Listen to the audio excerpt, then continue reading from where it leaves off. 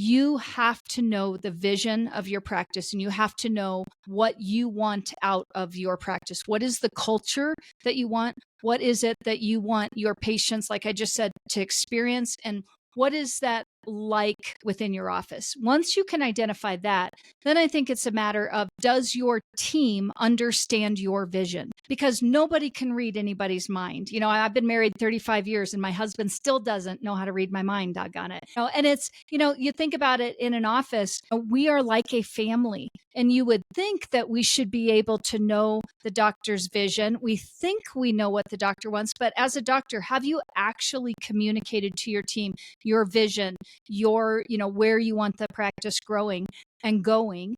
And then from there, evaluating your team members and saying, do I have the right team members in place? Because sometimes we hire people out of, this is a Band-Aid hire, this is I just need to get somebody in, but they aren't moving in the same direction as where your practice is going. And if you do the work, it becomes very easy to see when you've got the wrong, either team member in the wrong seat of the bus, or they just need to be, like I said, kind of sent away with love. And I always try and encourage my docs to think of it this way.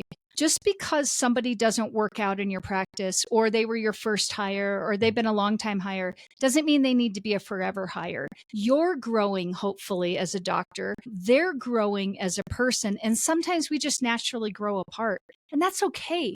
We shouldn't take it personal, but yet if you want a good, successful practice, you really have to do kind of some of that hard work. So that's some of what I think about.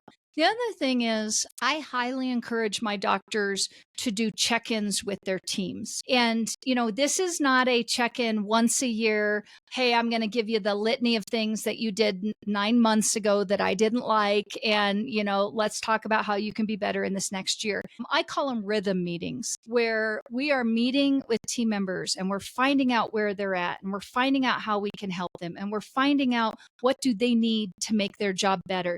Do they see things that we can help them with? Because again, ultimately, I think it rolls uphill. You are the leader, you are the owner, and it is ultimately up to you. The reality of it is, you got a business, you kind of have to step up to the plate sometimes.